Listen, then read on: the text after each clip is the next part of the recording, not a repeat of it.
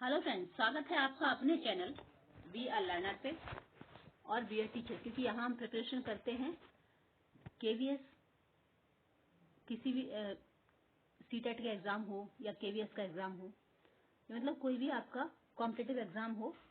क्योंकि क्या होता है, आजकल कुछ चीजें तो हर कॉम्पिटिटिव एग्जाम में कॉमन रहती हैं, लेकिन स्पेशली फोकस अभी किया जा रहा है, ये जो सीरीज बनाई जा रही है वो है केवीएस के लिए।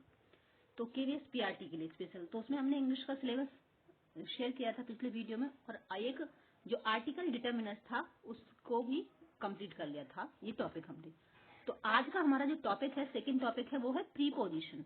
तो प्रीपोजिशन से सुन के आपको समझ में आ गया होगा, इसके नाम से ही जैसा कि स्पष्ट हो रहा है, किसी की पोजीशन बताए या पोजीशन बताने से पहले जो शब्द आते हैं उनको हम प्रीपोजिशन कहते हैं। तो चलिए स्टार्ट करते हैं हम आज का टॉपिक। तो यदि हम इसकी डेफिनेशन देखना चाहें कि प्रपोजिशन क्या होते हैं, तो कह सकते हैं the words that denote the position of a noun और pronoun with respect of the position of another noun और प्रोनाउन। या फिर एग्जाम्पल के तौर पर ले सकते हैं, जैसे हम लिखना चाहें तो ये एग्जाम्पल हमने लिया द बुक। ये इसमें बुक क्या है, बुक इसमें नाउन है, ठीक है, और इट प्रोनाउन कह सकते हैं, बुक हो या इट हो। इज ऑन, ये हमारा प्रीपोजिशन है। द टेबल, मतलब टेबल के ऊपर जो बुक है, तो ये बुक की पोजीशन बता रहा है, बुक कहाँ पर है, टेबल के ऊपर है, ठीक है। तो ये पोजीशन बता रहा है, इसलिए इनको प्रपोजिशन कहते हैं। अब ये कितने प्रकार के होते हैं वो देख लेते हैं। तो जो हमारे प्रपोजिशन है वो चार तरह के आपको देखने को मिलेंगे। एक तो होते हैं पोजीशन बेस्ड, जो आपकी पोजीशन बताएं, कोई चीज ऊपर है, किसी के नीचे है, किसी के बगल में है, इस तरह से, ठीक है। दूसरे होते हैं फिक्स्ड प्रपोजिशन, यानी इस नाउन के साथ यही प्रपोजिशन आना है, तो वो आते हैं आपके फिक्स्ड प्रपोजिशन में। थर्ड आते हैं फ्रेजल वर्ब्स प्रपोजिशन। इनमें क्या होता है, जैसे put on your shoes, example के रूप में देखें तो पुट ऑन योर शूज कहेंगे, तो यदि ऑन का मतलब क्या कहते हैं, पहनना होगा तो पुट ऑफ लगा देंगे, लेकिन पुट ऑफ नहीं लगाएंगे, फिर उसके साथ टेक ऑफ करेंगे, टेक ऑफ लगाएंगे, सॉरी। तो ऐसा क्यों होता है, तो उनको कहते हैं फ्रेजल वर्ब पोजीशन। फिर आते हैं आपका जो फोर्थ नंबर पे है, वो है preposition in idioms and phrases. जैसे my house is with a stone through, यानी कि मेरा जो घर है वो इतनी दूर है कि एक पत्थर फेंको, मतलब इतने दूर एक पत्थर फेंक सकते हैं ना। ये क्या है, एक फ्रेज है, ये सॉरी एक इडम्स है, ठीक है। तो इडम्स है, तो उनमें जो प्रपोजिशन आते हैं उनको कहते हैं प्रपोजिशन इन इडम्स एंड फ्रेजेस। तो इस तरह से चार तरह के होते हैं, सॉरी। तो आज हम प्रपोजिशन पढ़ेंगे और कुछ एग्जाम्पल भी देखेंगे कि किस तरह से क्वेश्चन आते हैं और हम कैसे समझें कि कहाँ हमें क्या लगाना है, ठीक है। कुछ फिक्स्ड प्रपोजिशन के भी एग्जाम्पल देखेंगे, सारे तो मैं यहाँ नहीं बताऊंगी, आप गूगल करेंगे तो सारी लिस्ट आ जाएगी, एक बार गो थ्रू हो लेना सबके साथ। लेकिन केवीएस में जो कुछ आते हैं वो हम देख लेंगे थोड़े बहुत, ठीक है। जैसे ऑन है, ये आप देख पा रहे हैं, तो ऑन में आपको क्या दिख रहा है, ये कुछ ठोस सरफेस है, उसके ऊपर कुछ रखा हुआ है, तो वहां पे आपका ऑन प्रपोजिशन लगेगा। और ओवर, यानी किसी चीज के ऊपर, उससे टच नहीं होना चाहिए, तो उसको वहां पे ओवर आएगा। और दूसरी बात, जैसे कंबल है, चादर है, इस तरह से टेबल के ऊपर रखा हुआ है, टच है लेकिन फिर भी उसके ऊपर उसको कवर किए हुए हैं, वहां पे भी आपका ओवर आएगा। अंडर, किसी के नीचे, जैसे टेबल के नीचे, पलंग के नीचे, तो वहां पे अंडर आएगा। बिसाइड यानी कि बगल में, ठीक है। और इनटू है, यानी किसी बॉक्स के अंदर। अपॉन, किसी ठोस चीज के ऊपर। अक्रॉस, यानी कि पार करके। बिहाइंड, यानी पीछे। थ्रू, किसी चीज के थ्रू होके गुजरना, तो वहां पे थ्रू आएगा। तो चलिए थोड़ा कुछ एग्जाम्पल देख लेते हैं, और भी इस तरह से कई सारे हैं। जैसे बिटवीन है, दो चीजों के बीच में है, ठीक है। टू है, किसी डेस्टिनेशन के लिए हम टू लगाते हैं। टुवार्ड्स है, डायरेक्शन के लिए हम टुवार्ड्स लगाते हैं। अलोंग, साथ साथ, पैरेलल के लिए अलोंग लगाते हैं। और अप और डाउन, और अप टू लगाते हैं कि कोई आपने एक निश्चित वो कर दिया है मार्क यहाँ तक, जैसे अप टू 5th क्लास तक के लिए ये सिलेबस है, अप टू लगाते हैं, यानी यहाँ तक, ये जो लाइन है यहाँ तक। और अगेंस्ट, किसी से सट कर कोई चीज है तो वहां पे अगेंस्ट लगाते हैं। बीनीथ होता है नीचे, मतलब दबा हुआ जो दिखाई न दे रहा हो, तो उसमें बीनीथ कहेंगे।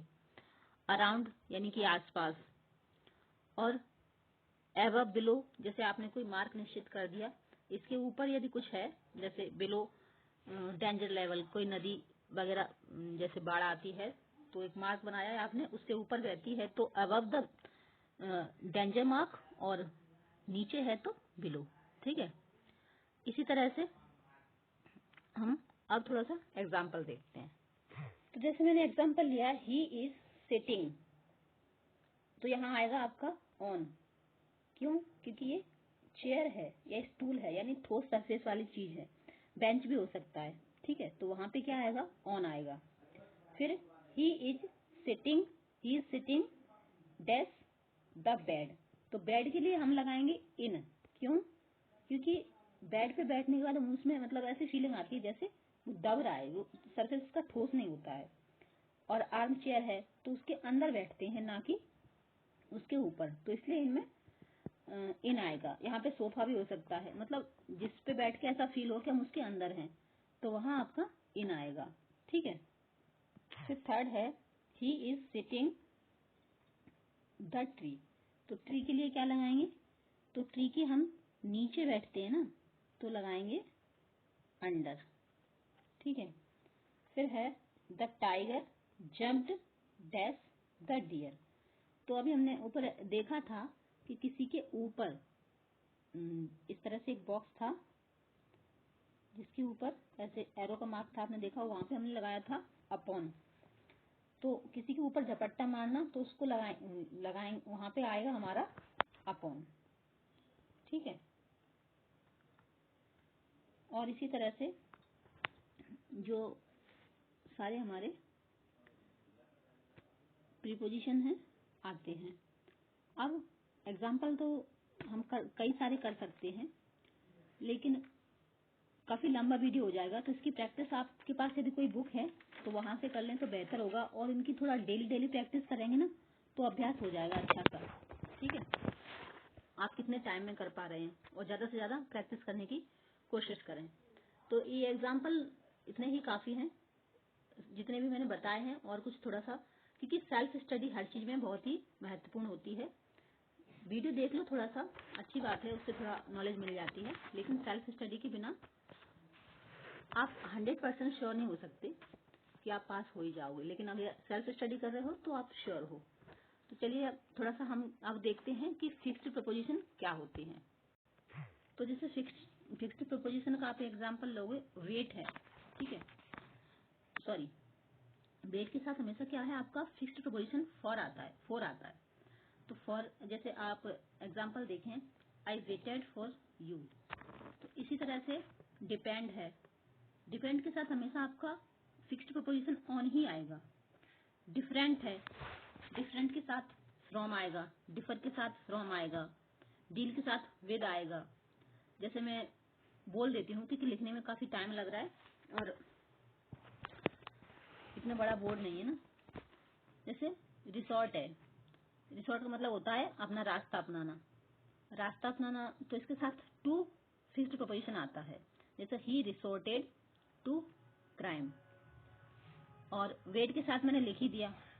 ओहो, यहाँ पे ना डिस्ट्रैक्शन बहुत ज्यादा होता है, यहाँ आसपास मंदिर होने से ना कुछ होता ही रहता है, समझ में नहीं आता लोग पूजा शांति से क्यों नहीं करते, पढ़ाई में इतना डिस्ट्रैक्शन दिखाते हैं, पूजा करके क्या करते हैं पता नहीं।